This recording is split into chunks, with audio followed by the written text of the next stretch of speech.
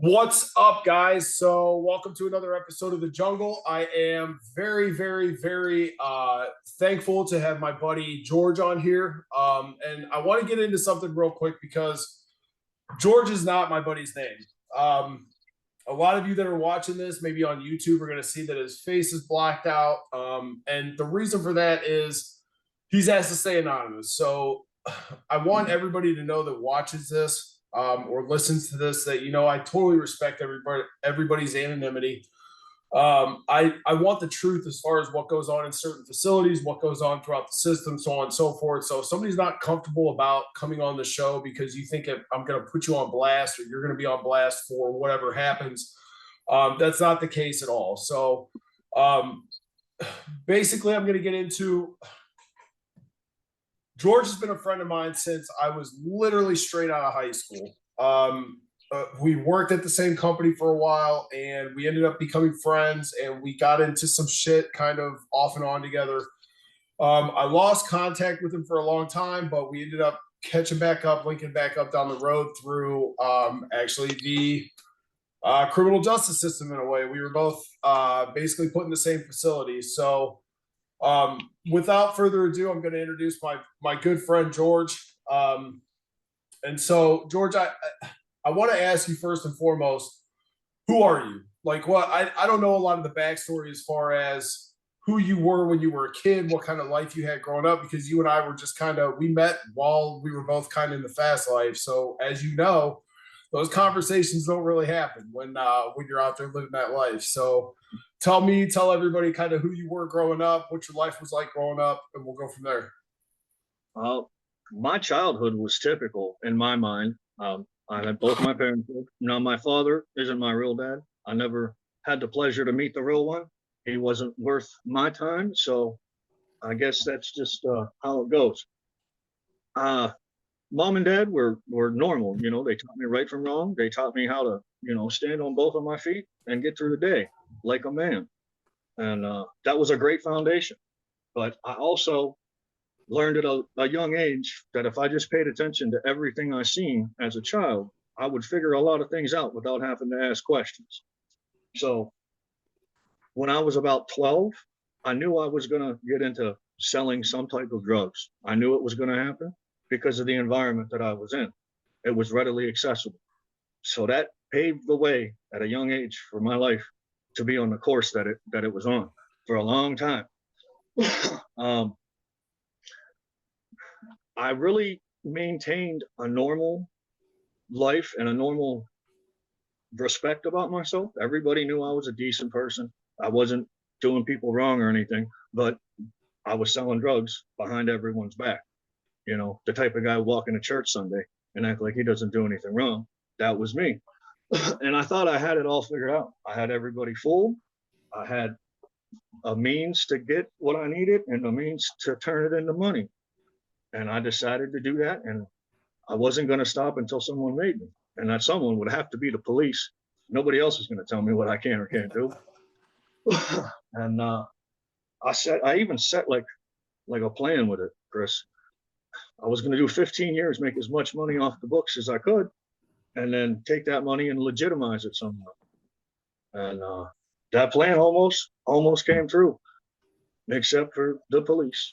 They stepped in. They got me on, cocaine charges. I pled it out to possession, and that ended up being my first number.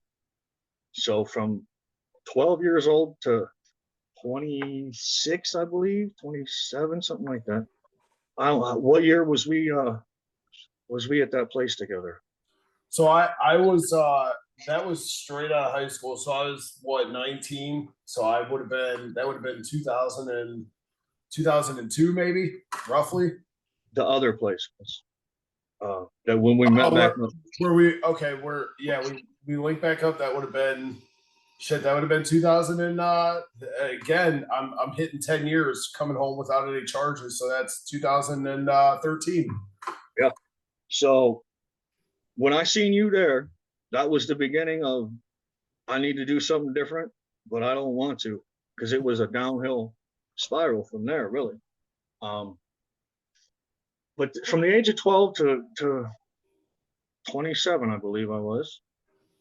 I thought it was going to be the easiest thing I ever did as an adult, was make as much money as fast as I could and then sit on it and spend it. Well, That's that's what I super. wanted to do. That's super funny you say that, because you're one of those people, like throughout all of my endeavors, we'll call them.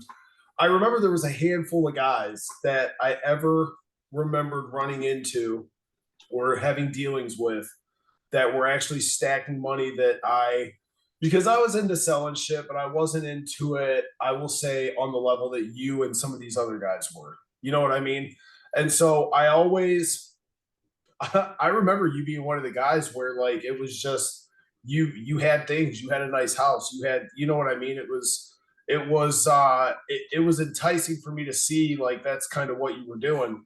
And again, thinking like that's I want that, you know what I mean? But yeah, I remember that, and you were always stacking your money, and you were always it was just, you were one of those guys that I shouldn't have looked up to, but I'm going to say I did in a way look up to.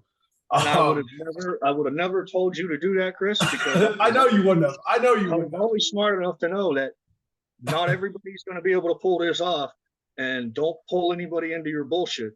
You don't need to do But I will say, I do remember you being very secretive about your movements, that you were never a talker. You were never and that was you know what I mean? That was obviously the way to do it. But I remember, I very clearly remember, because like I said, there were you and there were a handful of guys that I was kind of picking up little things on, you know, that's how you move. That's how you do things. You stack your money, you do your thing. But so you and the other kid that we worked with at that place, yeah, the owner's son, yeah, you two actually come to my house with Josh, I believe it was, from out there, probably, right? yeah, And that dude actually made me take a step forward into a different line of product that I wasn't ready for, but I knew I had to do it, and it was all because of him, because of what he started taking from me. So meeting you and meeting the other kid, it actually laid out a plan that was falling together quite nicely because of your buddy. yeah. So okay, so I don't want to glamorize any of this. That's kind of fucking stupid that we sit here and like still have. I mean, war stories are important, but obviously it got us where it got us. So so let me ask you a quick question. Dad wasn't in the picture. Mom wasn't really in the picture. Tell me a little bit about. My stepdad, I mean, he's my dad. He adopted me when I was 2. My brother was 5. And that's the way it's been. But when you have a stepfather or a step parent and you're a young child, you don't think of that no blood relationship. That doesn't come into play. You don't realize that till later on in life. But he always made sure that I knew he was my dad. And when I knew that this is the guy I'm going to follow, that's what I did. And man, we have had some conversations as an adult now about how he wishes I wouldn't have followed some of the things that he was doing. But so he was kind of an influencer. I mean, yeah, he would never put anything in front of my face. The man has smoked weed for 50 years probably, and I was 21 before I ever seen him actually smoke it. You know, that's where I got it from, the being quiet, hiding things and whatnot. But I had to watch the man, because I was scared to ask him questions about certain things. So I learned everything with my eyes. And he really is the guy who got it all started. He didn't know, but I would take at least, $400 or $500 worth of product every other day, and he would never notice. And that was how it started, because that was how it funded what I did when I stepped away from him. And I've told him that story too, and he don't want to talk about it because he feels somewhat responsible, because I grew up in an atmosphere where it was kind of acceptable to make a little extra money on the side. Yeah. But, okay, so it was a great guy. It was. So Ryan, kind of dive into details. I mean, I know we met back up around 2013. Give me some sort of a timeline and give everybody a timeline as far as So I saw you in 2013. You said that was kind of the end of it, or that was kind of the beginning of you going. That was when the drugs took over me. Was right around the time I left that place that you and I were together. When I left there, my whole mission was to fail a drug test, to go to prison, to get away from the probation and the charges. I wanted to get it behind me. So I got out of that place that you and I were in about 2 weeks, and I smoked some weed. I knew they were going to test me, and that was my last chance. And I went and served that number. So I got out right after 2009. So I did all of 08 locked up. I did half of it, I believe, was with you, or was it 07? But I did half of it with you at that place, and then I left there and went to Lake Erie and finished the case out. And when I got out of there, my mind was right back where it was before I got there, because that's the only thing I knew I could do and get what I needed quickly. That was the fact behind it. I can go punch a time clock, but the money's not going to come fast enough. I need it quicker because I need to be on my feet. And that's exactly what I did. I put my hands on everything that I could make $1 off of. And I even got into other different criminal avenues to make money. But primarily it was drugs. I always had a good connection, and the guy would hand me whatever if I didn't have the money or not. And it was always so enticing. It was harder to get away from that situation than it was to get away from the actual doing of the drugs. Because always, like everyone else, need money. You know, I was young, I had a family, and I always went right into it. So when I finished that number, I think I made it 4 years, 3.5, and I was sitting right back. And this time they sentenced me to 3.5 to 7. All right. And I did 3.5 of it. And then I had like a 3-year tail, which to me was another sentence, you know. I may as well do more time. Well, I got lucky, managed to pull my criminal acts off slick enough to not get caught this time, and made the money I needed to, and went to rehab and left where I grew up and haven't went back. I had to change everything about myself and what I did with myself. So I just left everybody and started over. Okay. I got something going on with my audio, dude. Give me 1 second. I did this shit. I don't know what's happening. Okay, so you started over. Tell me what your actual charges were, if you don't mind. For the first number? For all of them combined. Okay, the first number was possession of cocaine with intent, and I pled out to just possession. That was the first time I had ever gotten arrested for anything. At that point, I thought I was going to make it and never get arrested. But once that happened, I got arrested all the time. The second number was interstate trafficking of over 100 pounds, which was a lie. They trumped up the charges because that's what they do when they get somebody who's got a decent amount of something and they don't have anything to say. They want to stroke you. So I just let them do it. And they tried to get me to work with them and whatnot. And I kept telling them, as I'm handcuffed to a hospital bed, if I had somebody that I could tell you about to get me out of this, I would have already told you, because you're dealing with the smallest fish in the pond right here, the guy you're talking to. Everybody above me, half of them are fucking politicians. Shit, you might be getting your paycheck signed by one of them. Who knows? You know what's fucking wild about that is so one of my charges were I got into falsification of drug documents. That was my very first felony that I ever caught. And I remember how shady the drug task force was, because they never actually got me on any of the shit that I ever passed. What they got me on was, and I'll say his fucking name on here, Mike Rhodes. He's part of the Portage County Drug Task Force. And Mike, if you fucking see this, I could give a shit less. You know you were fucking wrong, and you know you fucked me. But Mike and I talk to this day. Like my daughter like helps out with his kid in school and like all kinds of other shit. You know what it is? He's got a job to do, and I was what I thought doing my job. But I will say, I'm glad you brought that up, because the law enforcement side of things, when you get into charges like this, is so fucking corrupt and people don't understand it. They literally went with the script that they caught me with. They literally took my fucking signature from my driver's license and photocopied it to a fucking prescription pad.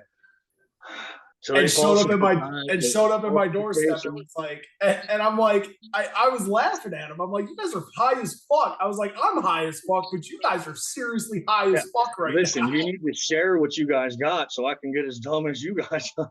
Right. And I remember sitting back thinking, and I had to fucking plead to it because I remember my lawyer was involved and he's fucking coming to bail me out of jail. And he's like, look, and I'm fucking pissed. I'm like, I didn't fucking do this shit. Like, yeah, I did some shit, but I didn't do. And I remember to this day. And like I said, like, I'm friends with a ton of cops now. I'm friends with a lot of the guys from the drug task force. Not that I'm out there working with them because I've been out of the game for fucking 10 years, but it's one of those, it's a respect thing at this point. I've gotten my shit together. They're active in the community. It is what it is. But you also always got to let them know that it's time to look somewhere else, guys. Go, go be nosy somewhere else. This guy ain't messing around no more. Yeah. I'll see you. We'll be nice. Well, yeah, and that's, I mean, we're friends on social media. You see, I post all my shit. And it's not a false sense of happiness. It is literally, I was so far in the fucking gutter. I throw all my shit out there now because I'm like, I want everybody to know that I'm on the up and up. I want everybody to know that I'm doing fucking well these days. You know what I mean?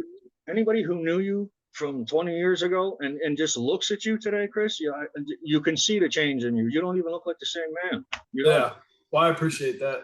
But okay, so you got interstate trafficking charges, which is what led you to the infamous Rykers Island, correct?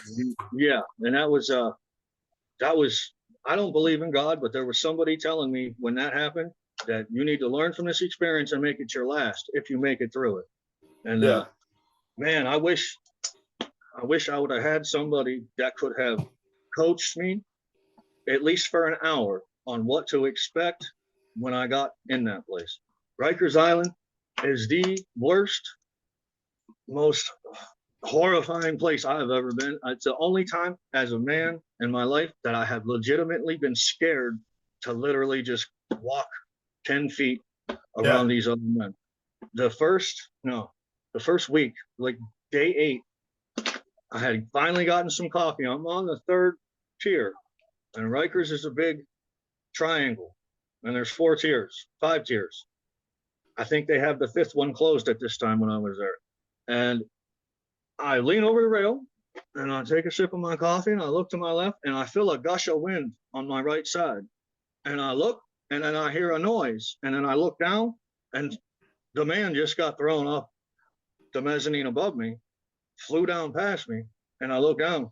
His leg is next to his head, and he was dead as a doornail. And that was like day 8. And that was the beginning of Jesus, dude. Complete life-changing experience. And just in that place for 9.5 months I was in Rykers Island before I got sent to my parents. So, okay, just so I did some research on Rykers, obviously, and I just want to go through a couple things real quick. So for those of you that don't know, Rykers Island is literally the processing facility for all of New York City. Anything that happens in New York City, these guys, you got guys awaiting trial, you have guys serving short sentences, so on and so forth. It is 55% Black, 34% Hispanic. Then the whites, I don't know what the white was. It wasn't listed on the thing, but I would assume you were the minority. 18% Chinese population too. Okay. Every prison in the state of New York has an 18% or greater Chinese population. And we'll get to all that, why I know that. So a couple things that like really struck out. So I watched a couple documentaries, one of which was like a 60 Minutes documentary, and they highlighted on Bradley Ballard, which Bradley Ballard was a schizophrenic who was in there awaiting trial, and he was left in his cells. And this seems to be a common denominator with Rykers is the second you act out of line, or the second you, and this is honestly, this happens in other prisons because it happened at Lake Erie. I saw it happen in Portage County Jail. When you play the fuck out of crazy or step out of line, a lot of these places will just throw you in a cell and forget about you until they actually need to make contact with you. They left this guy in his cell for 7 days. basically he was diabetic, deprived of his diabetes medication. He was begging them to get him out, so on and so forth, give him his, and you're by law, you're supposed to have at least 1 hour out a day. But they shut off his plumbing to his cell. By the 6th day, they finally found him laying in his own waste, hadn't had his diabetic medication in 7 days, went into cardiac arrest. And this was when the med team finally came in. They finally came in, said, it's not humane what you're doing to this man. They pulled him out. He died of cardiac arrest 2 hours later. And this seems to be like the ongoing thing. Like there was 3 or 4 other stories down there where this is what happens in Rykers. And I saw it happen in Lake Erie, and we're talking a totally different level facility and everything. So Rykers, I had to learn quickly to not pay attention to anything that didn't involve me. Even if that's rule number 1. I have to make sure nobody sees me even looking that way, because I don't want to be involved. Because them CEOs at that place, they didn't have an elevator. They had a back stairwell that they only used when you fucked up. And there's, all right, we're taking you to the hole or taking you to solitary, and they take you to them back steps. Most likely, you're going to get there in a stretcher because they're taking you down them stairs, man. And and that was one of the other things that was highlighted in all the videos. So the governor and the secretary of I think it was like the United States Secretary of something or other, they literally just put a mandate in because the violence from COs, the violence involving COs with inmates at Rykers was so bad, and they were catching so many videos that were going off onto put on the internet and putting them on blast. The governor literally had to enforce a new mandate where now they encourage the guards to like play basketball with the inmates and have like one-on-one contact and do shit. And I can guarantee it's all ops. It's all optics. That is a business move, is what that is, Chris. Well, yeah, that's what I'm saying. It's all optics. But I thought it was interesting because literally as soon as I typed in Rykers Island, I'm just seeing inmates getting smashed by COs, dude. And I'm like, what the fuck is going on over here? Like, yeah, that whole time I was there, I think I might have had 3 conversations with 3 different men. I would not speak to anybody, and I sure as hell wouldn't talk to the COs. I had so much legal paperwork that I needed to get straightened around, and the first person you got to go to get that done in a place like that is a CO. Yeah. And you got to find the right one, because none of them are going to tell you the truth. They're all going to lie to you because they don't care about you, and they don't have to. But it's the aura that some of them COs bring with them to work. It's got a lot to do with why some of the things happen inside prisons between inmates and COs. Yeah. Sometimes, and I have seen it, the CO may deserve what he's got coming to him. But 1 out of 3 of them in any institution is crooked, and he'll be in your pocket or you'll be in his pocket if you know how to conduct yourself. And that's the worst thing. You're going to lock a man up with a bunch of other criminals, and then you're going to do criminal acts with the people who are supposed to keep you in line. That is a flaw in the system. Prison is not for rehabilitation. It is for money. If it's not a state-owned prison, it's just a business. That's all it is. That's why when you and I were in that place together, those years, they were locking people up for things that they won't even really give you much more than a year of probation for today, because it was a business, and every time somebody passed through it, they got money. And that's how it was. And I'll be honest, that's one of my main reasons for doing this podcast. Is one of my biggest pet peeves is the whole prison for profit ideas, like ideologies. The spot that you and I were in, it was 100% like it's public record that the judges that were sentencing people literally owned stakes in that facility. And so it was the biggest joke too. The place was horrible. And what was even crazy is that was supposed to be a in lieu of facility, and I got sent there after prison.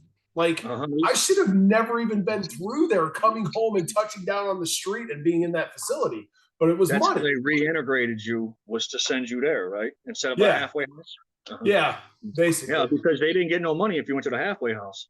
Right. That judge out there in that county, And then you have my other big like niche on this show is Lake Erie when I was down there. And honestly, I think it would have been when you were down there too, because were you down there when CCA was it MCC or CCA that was running the facility when you were down there? That was right after I left, I believe that happened. But when I was there, it was still a gladiator school for the most part. Oh yeah, I've had two other guys on from Lake Erie, and that's the general consensus. It's not a gladiator school like Rykers was, but I mean, for a level 2 facility, the shit was wild. Yeah.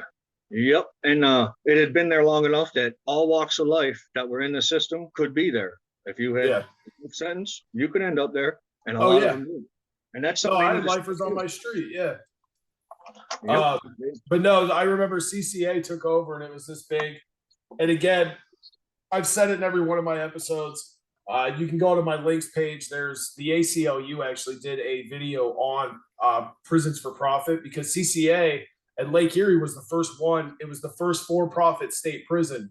CCA actually ran a bunch of other federal facilities, but they had never gotten their hands dirty with the state-run facilities, and they fucking dropped the ball big time.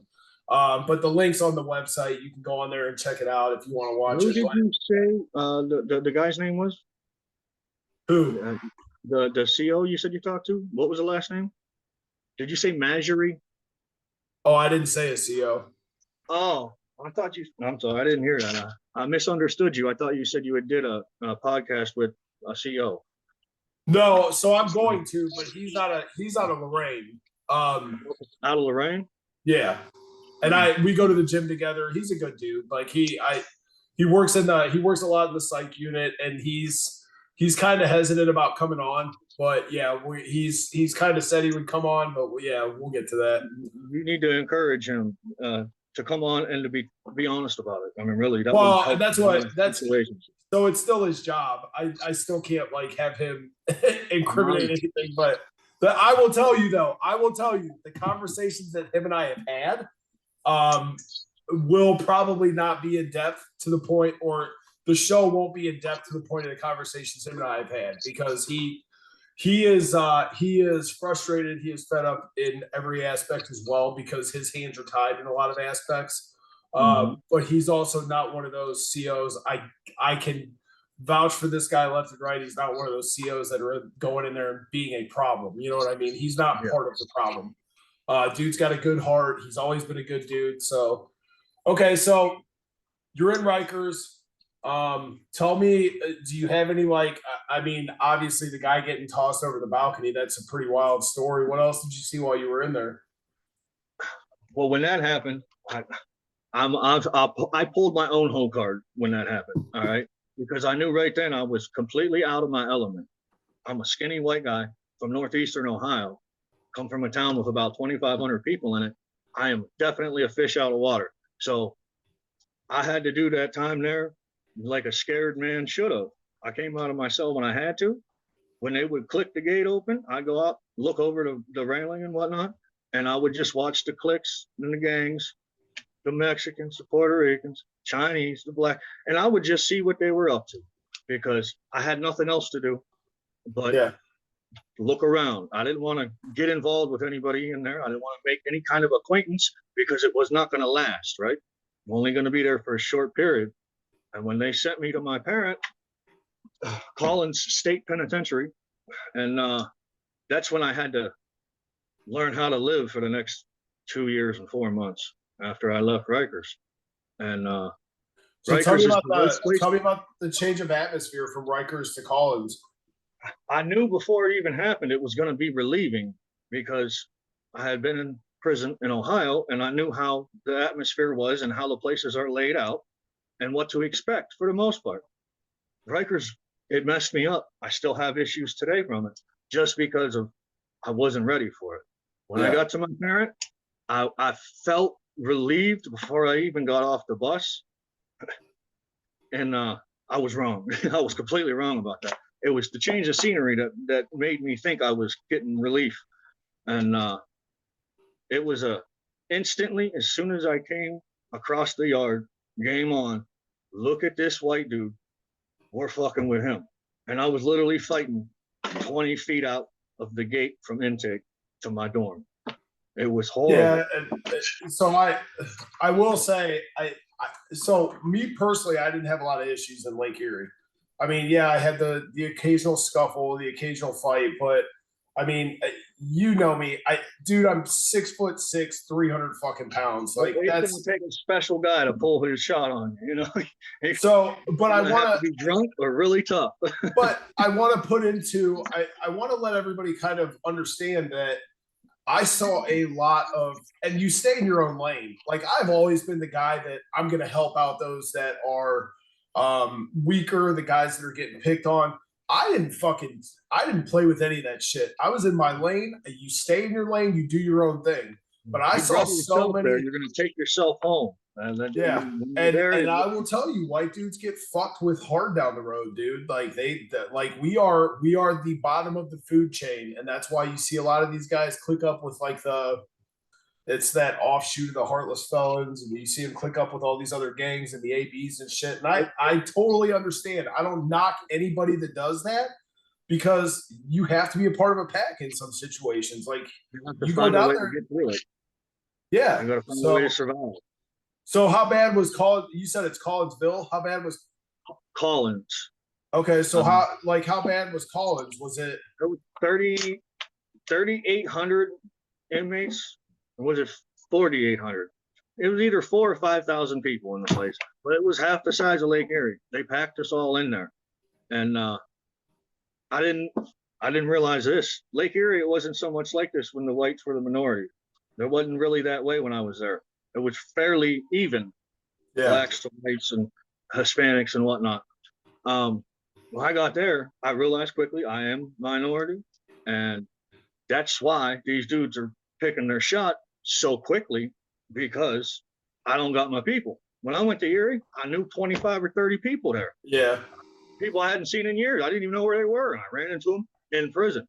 I wasn't worried about anything there because it was so close to home, and I was completely nervous that I was going to get myself in a situation in there trying to just have a backbone and stand on my own 2 feet that was going to get me killed, because I had to be somebody that a person needs to know they can be this way, but they should only use it if they have to. Well, I ended up having to use it for damn near 3 years.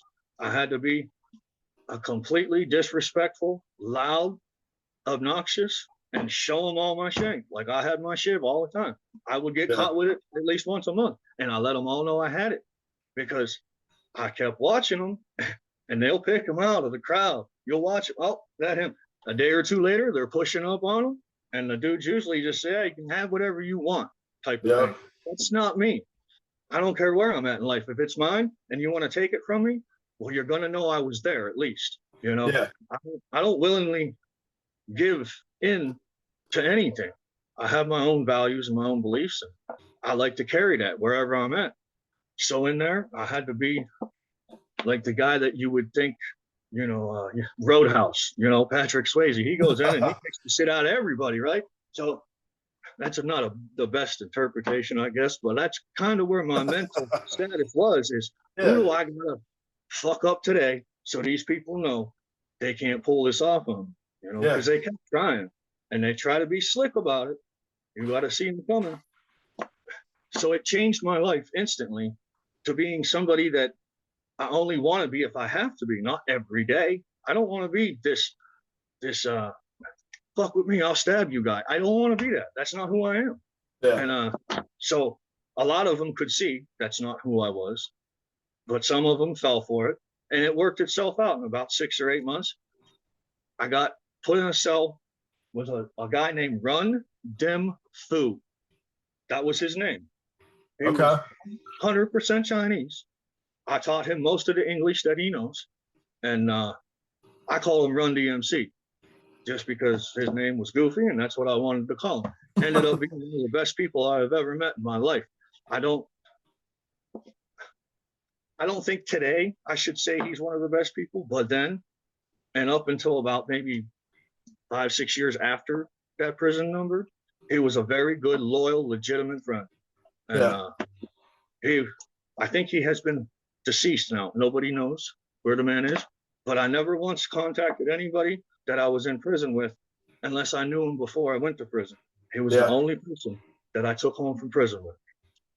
I made sure I contacted him and we stayed in touch for other reasons, but that man also taught me how to survive in that place. There was a 12%, actually, I think that place had a 10 or 11% Chinese population. And every one of them Chinese dudes were running the whole place. 12% of the population was controlling the masses of the people. And the Yeah. people are so dumb, they didn't even see it, couldn't figure it out. Yeah. I slept next to the guy, so I knew what was going on. But when I figured that out, I knew I would be fine. And I just had to keep my head down, play my cards for 5 hours a day, work out, eat as much food as I could, and listen to the same goddamn music over and over again. Yeah. There's nobody That's like so. me enough to send That's me so. money. That's so funny because so I have a quick story. So when I went through Lorraine, I obviously my first time in prison had no idea what was going on, and I was because I'm a big white boy. I remember I was on tier 2. I think it was in Four House or something. 20, Lorraine, it's 23 and 1. You're only out for chow. You're only out for shower. And this big fucking black dude walks in, yoked, just huge. And when I went to prison, I was fat, dude. I was fat. I was out of You were shape. never fat. You were a husky guy, but you were Well, big. I was about 350 when I went in, but I'll never forget this guy. Like he came in and he was just super legit from the start. He told me, he's like, this is what you got to look out for. This like just super cool dude, super.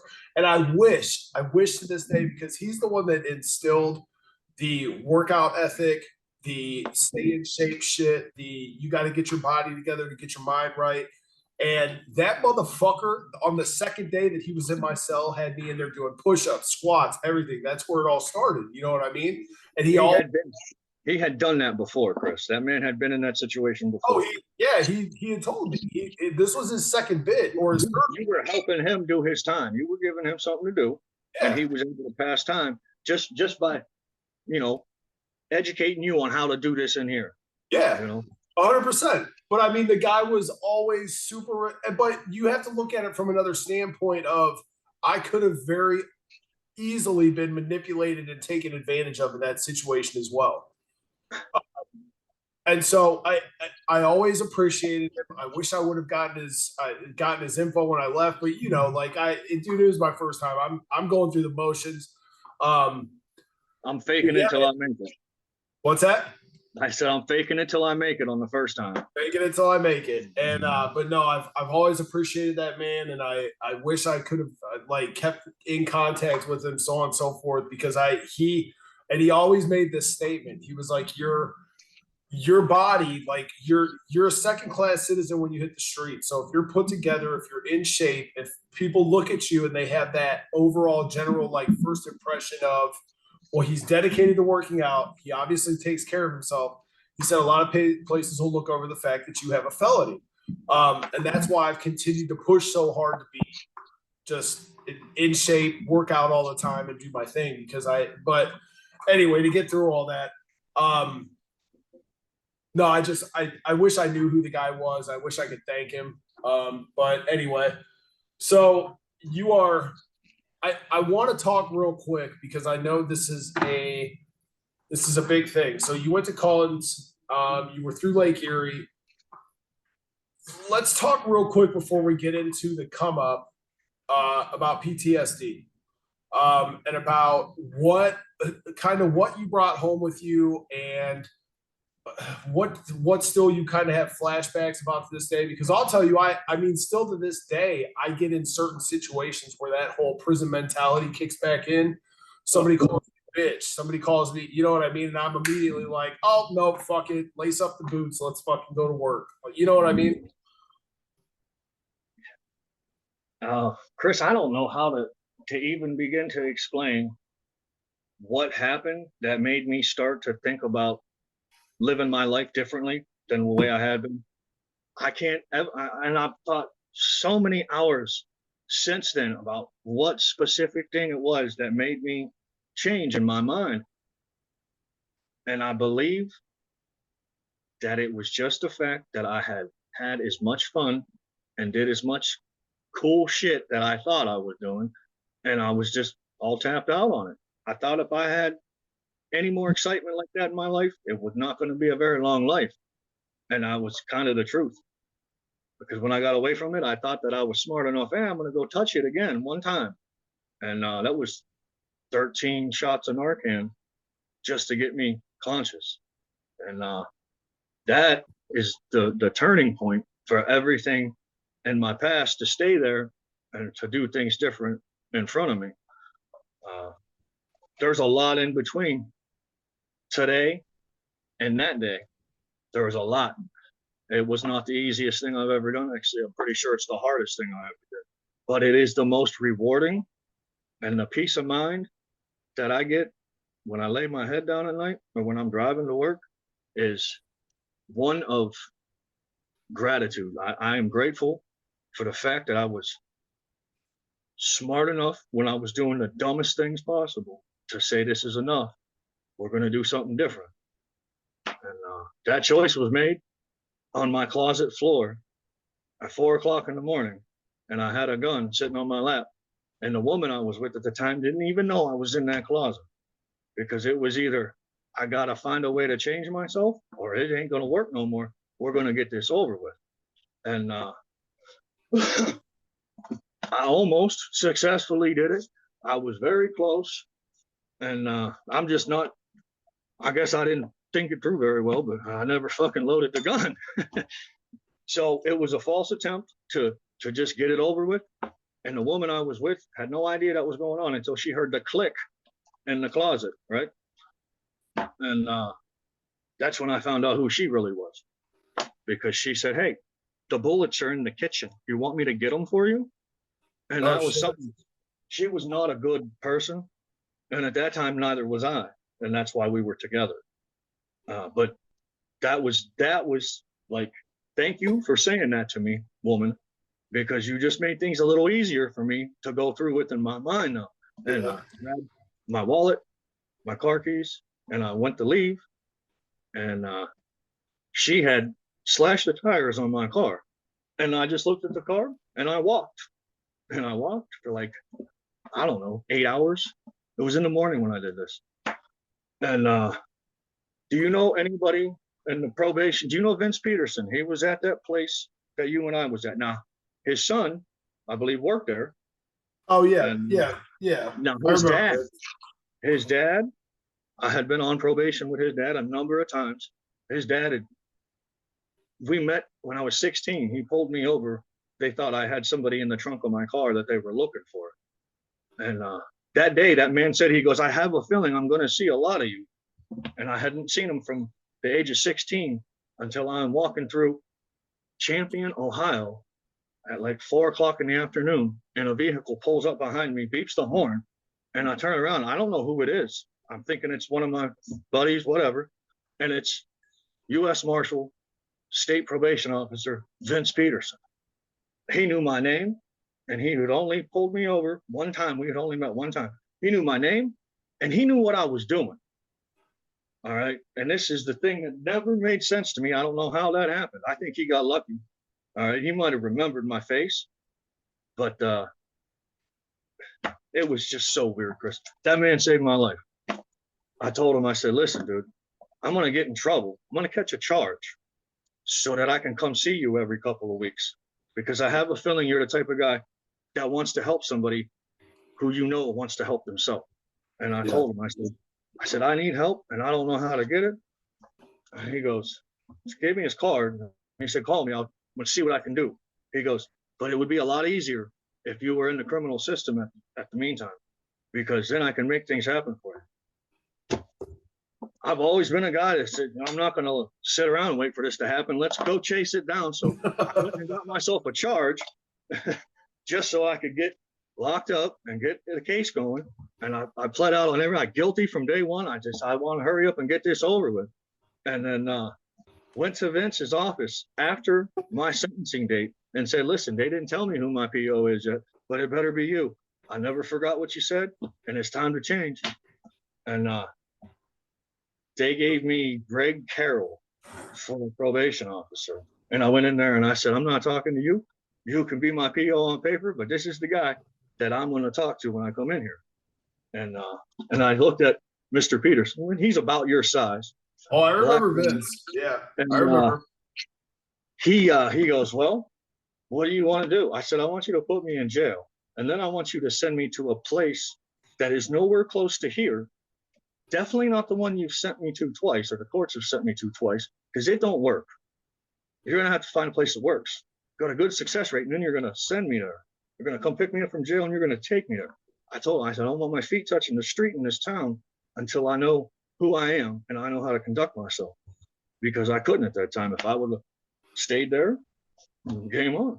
Same things would have happened. So I want to stop you, real. I want to stop you and hold your thought, because I know anybody listening to this at this point is probably thinking they're thinking insanity. They're thinking it's fucking wild. Like this story's hard to believe. And to me, it's not. To me, it's not at all. But I think a lot of people don't understand and don't give enough insight to how low people get when they're actually at that point. Because I remember, dude, when I was burglarizing homes, I was booting doors in and everything else.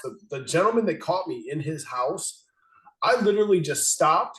I said, hey, I'm not going to put my fucking hands on you. I said, don't touch me. I'm not going to put my hands on you. Broke down in fucking tears. And I've said that, I've told this story 100 times. I was not crying because I'd gotten caught. I was crying because I too didn't have the balls to pull the trigger with a loaded gun, but I would load that fucking needle up every night and wish that it would be the last shot that I ever took. I prayed for death on a daily basis. Make a cocktail if you have to, you know? Yeah. And fucking, I don't think people really understand like how your mind just doesn't fucking process things correctly, and you don't think of things the right way, because that man caught me and I literally broke down in tears. And I won't say I was happy, but I broke down in tears because I was so fucking tired, dude. And I was just like, I'm ready. I need help. I don't know how to get help. Nothing. I've been to like 5 different rehabs. Nothing has helped. Like, and dude, the criminal justice system saved my life. And people might tell me I'm an idiot for it, but I will say I needed to go to prison. So, but yeah, man, I get it. That's it's a fucked up state of mind to be in. Yeah. It's one of the situations that I constantly remind myself of. I reminisce on that like it was a good vacation or something, because I don't want to forget it. I don't want to forget the lengths that the drug took me to, and then what the drug made me do. I mean, Chris, there's so much from day one to, you know, the last time I did something wrong that I'm not even putting in there, because if you were ever a drug addict, anybody who's listening, you can use your imagination and figure out I was a drug addict, and it was a direct result because I thought I was going to be a successful drug dealer. No such thing as that. And it ruined my entire life. Everything I had good, it took away. And when I got my life back, I didn't get some of that good stuff back. Some of it won't come back. And the education behind partying and doing drugs at a teenage level to a young adult, when most people are starting to experience and get into things, there needs to be an education process, because that decision can and most likely will change your entire fucking life. And they don't stress it enough with the kids in high school and college about, if you want to get high, that's fine. You can go ahead and experience whatever you feel. You're a human being, and it's your right to do what you want. But we're going to teach you how to do things so that you can be responsible, not die, not hurt others, and not become an addict. There has to be a responsibility level put in to an education behind people doing drugs, because, and I'm going to say it, our government is never going to stop them from coming into this country, the drugs. So we're going to have to learn how to educate people, to keep them safe, to keep them on track with the potential of their life, and not get off track with what the drug's going to do to their life. Well, and it's such a double-edged sword, dude, because first of all, the government's in on half of it, but we're not going to get into shit like that, because that's a whole other that's a whole other We topic. get arrested. But you're absolutely right. And I gotta be honest, and I've said this for a while too. The overarching problem with the whole drugs is there's just a problem with, or there's a hole in America's heart. Like the people just don't, people are heartless anymore, dude. Like people don't feel important. People don't, they feel like their day-to-day activities are just worthless and they're lost. And that's I guess the word that I'm looking for is people just feel lost anymore, dude. Like and so to fill that void, people are medicating themselves. They're using alcohol, they're using drugs, and people don't understand once you start going down that road, it's just nothing but more and more problems. And nobody's gonna and nobody preaches that. Like it's unfortunately one of those lessons that you have to learn the hard way. So There could be an easier way to learn. There could be. yeah. So think about it this way, Chris. If you make $1 billion illegally, non-taxed, anybody, who knows about that money? Very few people. Okay. That's why the government plays off. We're going to put people in jail for doing drugs because once again, we're making more money off of that drug. We made money off getting it here. We made money off of the people doing it, committing crimes to get it. They're continuously making money, but the most they're making is the money that nobody knows about. So there's got to be a high up politician in some type of drug avenue that he never talks to nobody. He doesn't touch nothing, but he gets money because the shit is illegal. And people like illegal money, especially ones who are wealthy to begin with. If they got $1 million of non-tax money that the government don't know about, Right. all kinds of things you can do, right? So what do you think the government does when they have a bunch of non-tax money that the government don't know about? Right. That's how they wiggle. They'll never stop. They never will. No, I know. And that's just one of those topics that we can talk all day on. But so okay, so you're home. You're doing well for yourself. Tell me what you're doing now and tell me what your mindset is on a day-to-day basis. I mean, you kind of already touched on your mindset. Just tell me what you're doing now with your life. Tell me how and touch on any issues that you've had since you've come home. So I'm going to start just from when I came home the last time. It still took me a good 3, maybe 4 years to get it together. I didn't go back to being a drug addict. That was not it. But I really hadn't punched a time clock too much in my life after you and I had been at that place working. I started a business to hide money and to have an excuse to have money. And that's the only way I knew how to financially get ahead. It's the only thing I knew. So I got out and I had to go back into doing something that was illegal to get myself on my feet. And thank God that I didn't get caught doing that one, because we wouldn't be talking about any of this. But I managed to be smart enough and stay true to myself to get what I needed financially and get away from everything. And once that happened, I left where I was from and I came to where I live now. And I do everything completely different than I would have in the past. I don't involve myself in situations that are going to be harmful to anyone, let alone myself. I don't. The PTSD keeps me away from a lot of the atmospheres that would get me in trouble. Bars, big crowds of people, parties, concerts. I love them, but man, me and my wife just went to one and I haven't even told her yet, but it really had me bent just because there were so many people.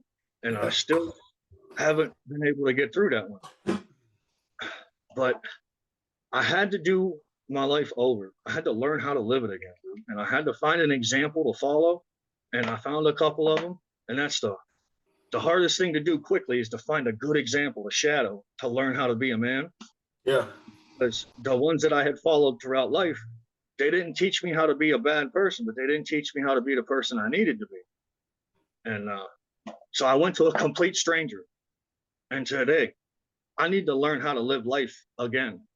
Because the first time I did it, it didn't work out. It wasn't the right way. And I need somebody who is going to put me on that path and keep me there. I'm not going to say this guy's name. And that's what he did. That man called me every morning and it was supposed to be my job to call him. But when I met him, he goes, "Call me tomorrow morning, 7 a.m." At 7:01, I'm not answering. He called me at 6:59. He said, "You know what, kid? I'm going to call you every morning." I'm like, "All right, make sure it's 8 o'clock instead of 6:59, dude." The relationship with that man and the very few words he would say to me a day, he would not rattle on about what you should do. He would tell you specifically what you should do. And that was it. Have a nice day. Click. It got to be so informal and like we're not even friends. And we weren't. He told me that. He goes, "We're not friends. I got a job to teach you how to be a man. That's all I'm doing. Once you're a man, I'm never going to talk to you again." Which is bullshit because he died 3 months after he said I was a man.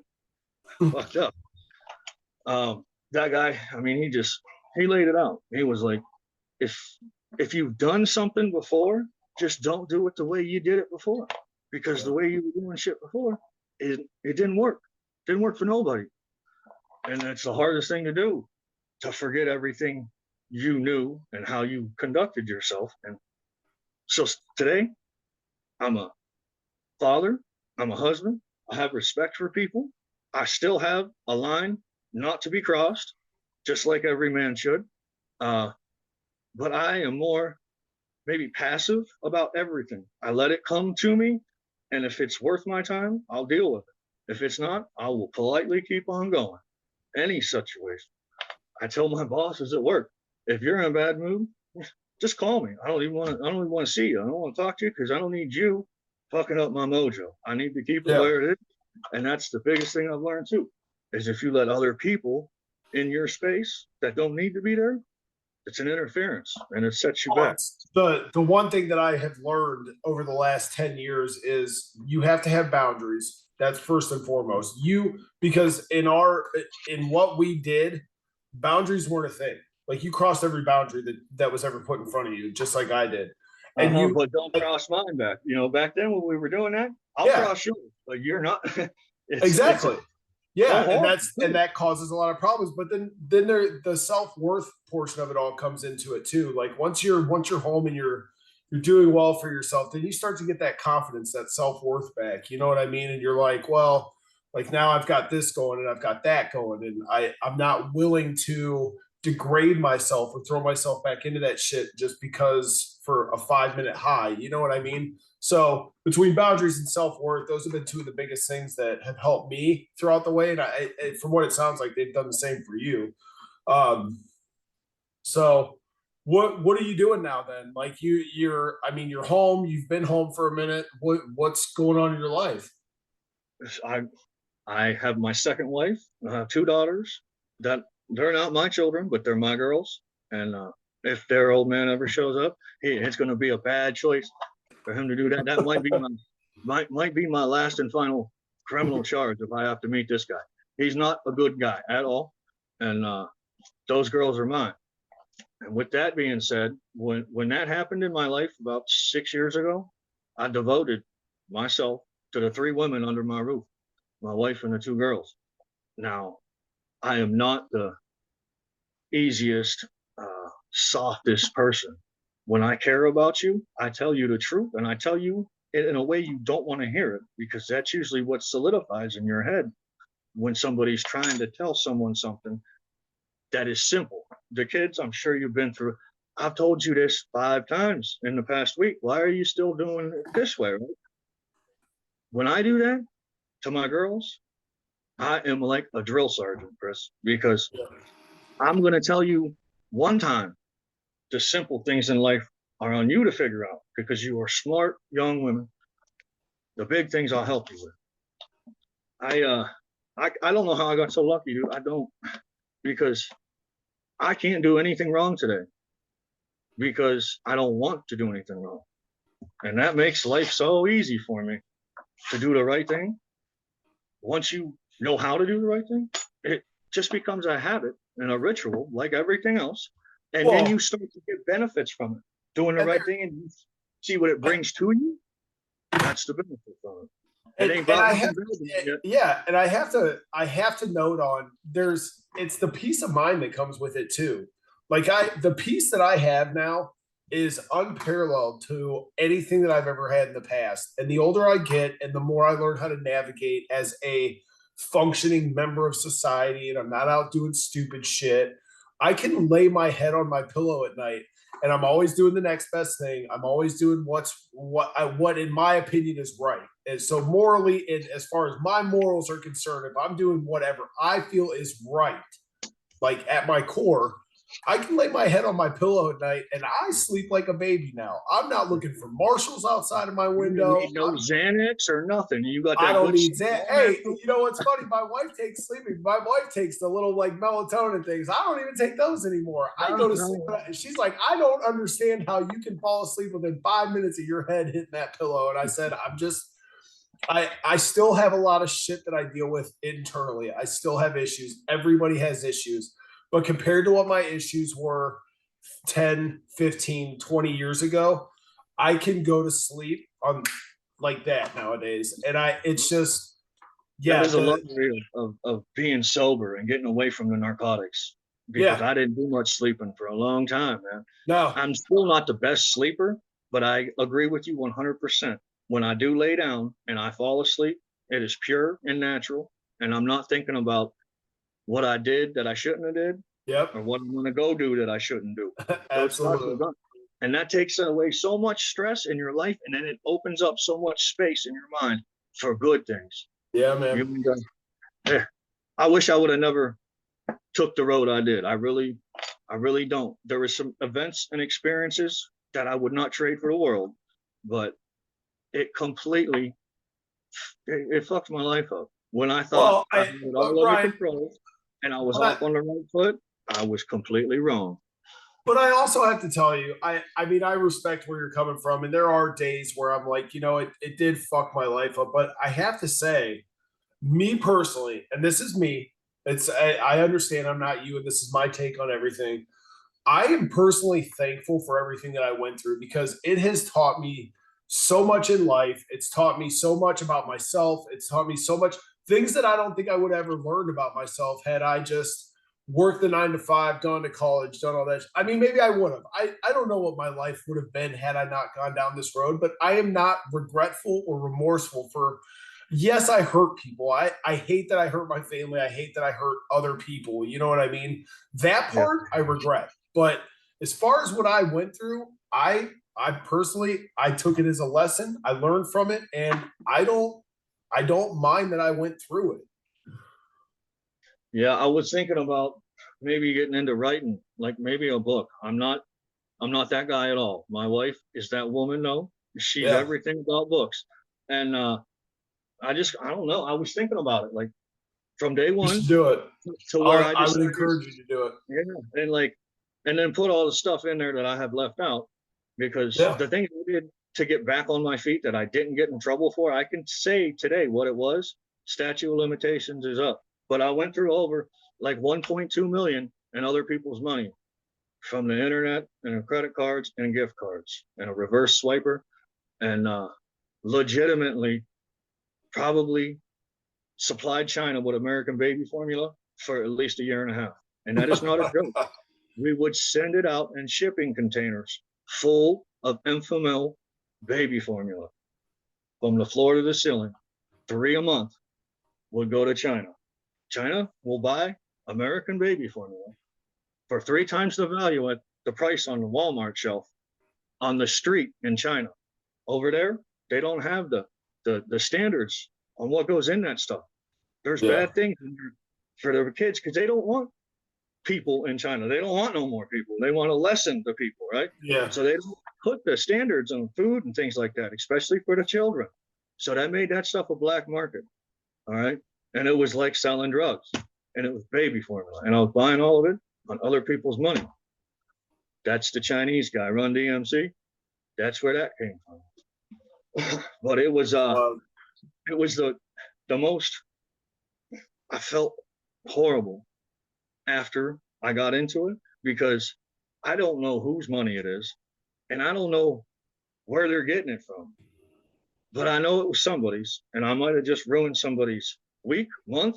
I might have just took some kid's birthday away. I don't know. But once that started compiling, on a new mind that wasn't just completely hied up with drugs all the time. I had a conscience, and Yeah. that still haunts me today. The thing I did to get myself away from everything that I wanted to be away from, it still haunts me all the time because I had a clear mind when I did it, and my conscience, it took over. But long story short, I did it, and I didn't get caught. We found a way to use the reverse swiper. If you take your debit card into the bodega and buy a pack of cigarettes and swipe your card, and I got Yeah. my little memory stick plugged in, I just got your information. Right. And every gift card that you buy, if it's a $10 gift card or a $1,000 gift card, they say reloadable, transferable. I can take your money, put it on that gift card, walk into any Walmart in this country and spend until it dies. Okay, and it's a gift card. So the cashier, they don't know what to think. It's a gift card. They look at it. It's got your debit card information on it. And the Chinese guys, bro, that was their thing. And they looked at me like, man, nobody would expect you to do something wrong. Why don't you drive around and go buy baby formula? So that's what I did. I had to stay in New York for a year before they would transfer my parole. That whole year, I think I slept in my apartment twice. I was on the road with a van, U-Haul boxes, and when the van was full, I'd go back to the city, I'd go back out, drop it off. Then I got into buying cigarettes with them, anything anybody wanted, 50 cents on the dollar, because I'm not paying anything for it. And that's Right. how I made the money I had to be a criminal to get righteous one more time. And I made a promise to my mother that when I'm done, Mom, then I'm done. When I come back home, it's going to be different. We ain't doing this no more. And that's the only promise I have kept so far to anybody I've ever really made a promise to, man. And so changing my life might be the only good thing I ever do. And I'm going to make sure that somebody knows it. Somebody's got to know the one good thing I did because everybody knows all the other stuff. Well, but I mean, I also, so you're in the Teamsters now though. So, I mean, you're working a full-time job. You're doing you know what I mean? It's not, you're back on the path to recovery and everything else. So I think you're kind of selling yourself short here, dude. Well, no. I don't want to toot my own horn because I don't need no ego. I don't need to be, oh, look what I did. I ain't did shit, Chris. I fucked up is what I did. I understand that, but what I'm doing today is what every other normal American is doing. I was late to the game. All right. yeah, I was behind okay. the game. I can see where you're coming from. So I'll tell people my stories. And if I meet somebody that I don't know within 10 minutes, hey, you ever been to prison? You ever live on the other side of the fence? Because if you haven't, we're not on the same level. Because Yeah. everything I relate my life to is from being a criminal. And that's how I learned just damn near everything about being outside of your home was being a criminal. I learned how to handle people. I learned how to get into a situation and get out of it. It brings things to your life that if you keep them with you and learn how to use them, they become advantages to a normal person. I think everybody needs a little taste of the streets when they're young. It teaches you about yourself that you need to carry on through your adult life, I don't know, Chris, there's many different ways we can spin on how you need to go about your life and what you should do or shouldn't do. But I think it's a process that everybody has to go through with just enough knowledge to get into it, but not to get through it. Yeah. I think there's some things that we need to learn on our own because it's going to tell us who we are. And you ain't shit until you know who you are. Oh, absolutely. You can have it all, but if you don't know who you are, you're lost. Yeah. So, okay, with all that being said, what advice would you give to anybody right now that is out there conducting themselves inappropriately? What is there anything else you want to discuss, like the PTSD issue, or what's on your mind? We'll do the PTSD first. So the PTSD is new to me now. I just actually went to a doctor within the past 2 years to find out what my deal was, Yeah. And I thought I was just a little fried. And I had always been the type of person that I don't trust nobody, and I'm going to keep everyone in front of me until I know who they are. I don't trust no one behind me. And that was just a natural way I was. But when I went through what I had put myself through, some of the situations took me from being the life of the party, the guy who will talk to everybody and hang out and get along with, to walking into a crowded restaurant and asking for a table so that my back is against the wall. I'm not sitting down. I'm not standing anywhere unless my back is against the wall, unless I'm in an empty room. That's how it goes. It drives my wife nuts. I don't explain to my wife half of the things that bother me from the PTSD, but it is all due to putting myself in a place with thousands of people that I don't know. And if I don't know anybody, I got nothing. I got nobody I can trust, nobody I can talk to. And if I don't know you, I'm not really trying to talk to you in that environment. And it mentally took my social skills with strangers, people that you would just meet instantly. I don't act well with it. I come off like very short and very, I don't care, answer my question so we can get away from each other type of thing. And it's a hard thing because I've chased a couple of good people away by having that wall, because I don't like people I don't know too close to me until I know them. It's seeing people getting thrown over mezzanines, getting stabbed for breakfast, shower hustles and all that stuff, dude. You see it and you want to forget about it. But when you repeatedly see it, you can't forget it. And I still wake up. I still wake up today with oh, yeah, that was a dream. Thank God, Yeah. Well, I'll still tell you. I mean, I keep my circle very, very small. I literally have I would say 4, maybe 5 guys that I am just comfortable with having a conversation, like a meaningful conversation with. Not going out. There's maybe another 4 or 5 guys that I'm comfortable with, like going out in public with, and I know if shit were to hit the fan, like those are my guys. You know what I mean? I think a lot of people don't understand that once you're in an environment like that, you really can't trust anybody. People have to literally show you who they are at their core on almost a animalistic level, because that's when you're in there, that's what you're on. It's the food chain. There's a pecking order. It's animalistic. There's packs, there's everything else. And that And environment so, will force you into one of them or yeah. another. And so you have no intentions of doing that or being that, but it'll make it happen. yeah, and you get into that mindset. I can't say that it was the worst thing that ever happened to me coming home with that mindset and that mentality, because at this point I trust who I need to trust. I keep eyes on people that maybe shouldn't be trusted. You know what I mean? It taught me a lot, man. But Yeah. there's also times where I sit with my wife and I'm like, she's got a great group of girlfriends that she went to college with. They take trips. They go out for girls' nights. And there's nights where I sit on the couch upstairs and I'm like, I don't have friends to call to go out. And it's not because I'm not personable. It's because I don't fucking trust people. You know what I mean?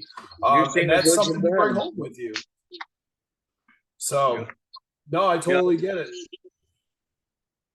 And so everybody that I grew up with that was a true friend is not alive anymore.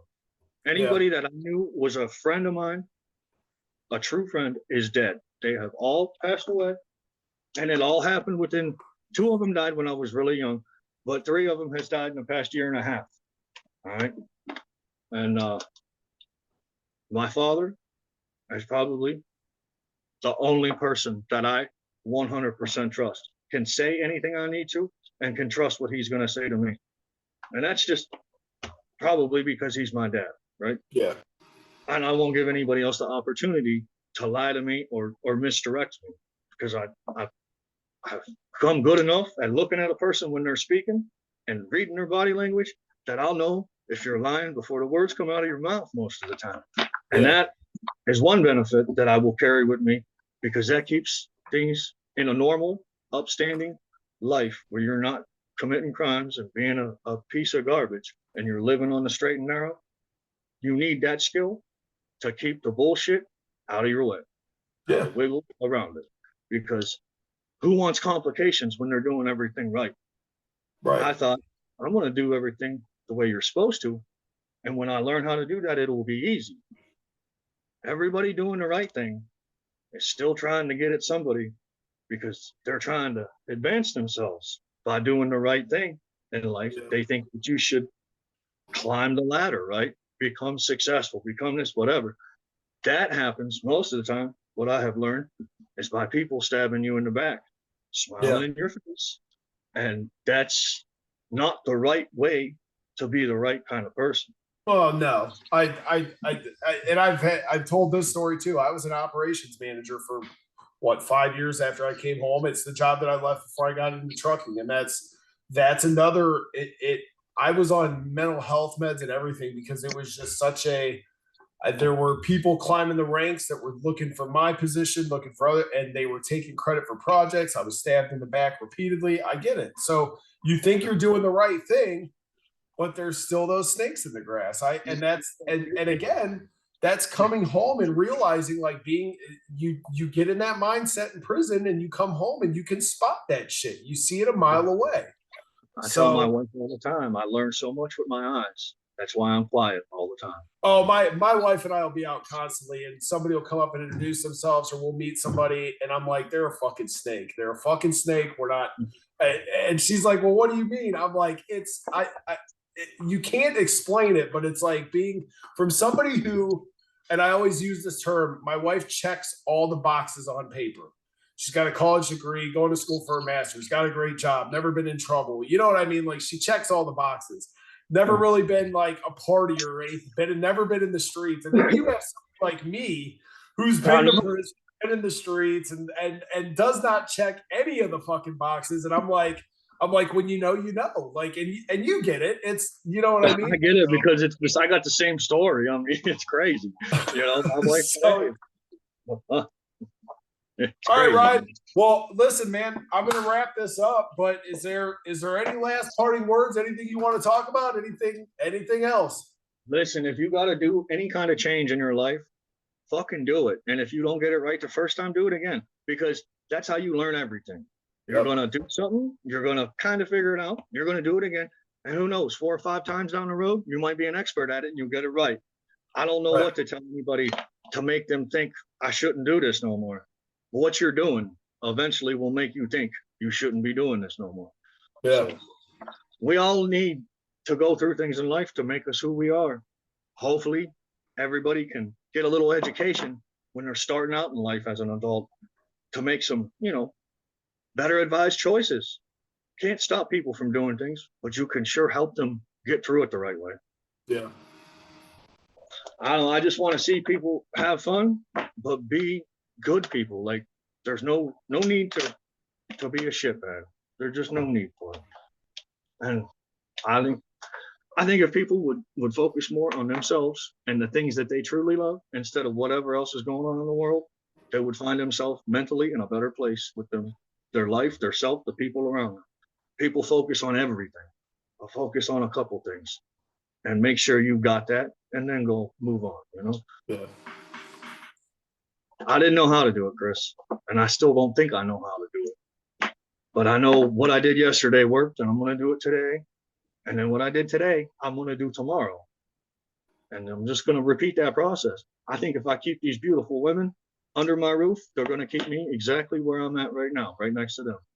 They're the blessings that I got. So the women to keep you in line are definitely a positive. They definitely help. Mine keeps me in check constantly, but I don't feel you necessarily need a woman in your life. And honestly, a bad woman will send you in the complete opposite direction. They'll ruin everything in your path if you get with the wrong one. But I like that you focused on the next best thing. You keep doing what you did the day before if you were successful, because I've always been a major advocate of you just wake up the next fucking day and you do better than you did the day before. Even if it's just an extra smile, if it's an extra positive thought, if it's an extra anything, you just wake up the next day and you do a little better than you did the day before. Did you read a book? What the hell was the name of it? Oh, The Way I Used to Live. Who wrote it? It was all over the prisons, and it was a book. I don't think I ever read it.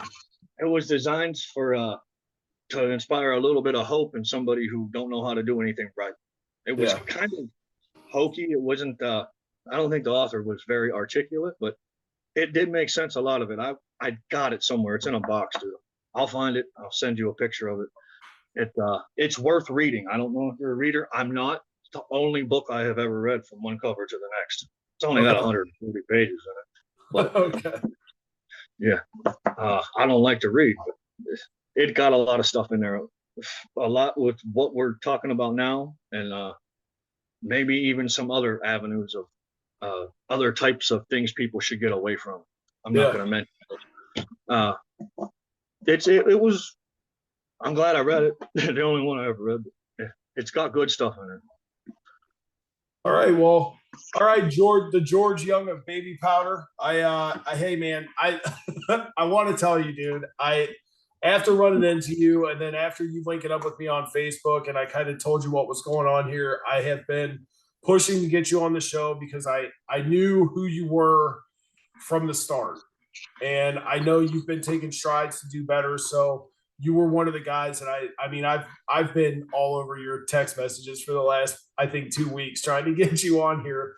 But I appreciate you as a person. I appreciate you as a friend. I think even in our worst days, you were always genuine. You were always, I always knew you were going to speak what was on your mind. And that's what I appreciated about you. You know what I mean? It wasn't you weren't a sugarcoater. I'm glad you noticed that too, because there are people today who don't know that guy, and they're lucky. Well, yeah. But I mean, but there's also that's not a bad trait to have. You know what I mean? You learn how to kind of keep some things at bay, but that's not a bad thing that's not a bad characteristic. I never had any finesse with it. It was coming out as blunt as I No, thought. you didn't. It didn't matter who and some of the and some of the shit that you used to say at the factory used to have me legitimately cracking up. So, but I appreciate you coming on, man. I think your story's great. I think what you're doing with your life is great. I think you got great things coming down the pipeline. I want to stay in contact with you. I think the wife and I are coming up in October. We're gonna come at least get a night out, get a dinner with you and your wife. And hey, man, I appreciate you, dude. And I thank you, and keep doing what you're doing, brother. Yeah. You too, Chris. I don't get on Facebook a lot, but I always see you on there, and that's how I knew you had got it together. And I'm like, man, thank God there's at least one person I knew that went through that shit and got it right. I didn't think I was the only one. Yeah. But I didn't think I knew anyone who had done it. And here you are. It's good shit, man. It makes me do the right thing tomorrow, knowing that you're going to do the right thing tomorrow. You know, there's one more of me out there. Yeah. And and overall, that's the whole purpose of this is there's strength in numbers. If I can get it out there that, you know, I have a library of individuals that have made, and I've got a whole book of guys that are doing great things with their lives.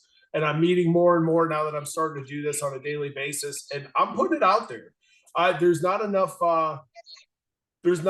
light shined on the fact that you can come home from prison and make a great life from yourself. Once you go through the system, they want you thinking you are a piece of shit, second-class citizen for the rest of your life, and that's not the case. I have a small army of individuals behind me that I plan on turning into a massive army of individuals that are doing great things with their lives. So, yeah, again, man, thank you. I appreciate you. I love you. We're gonna be in contact, and anybody out there that's going through some shit, again, I got links up on the website.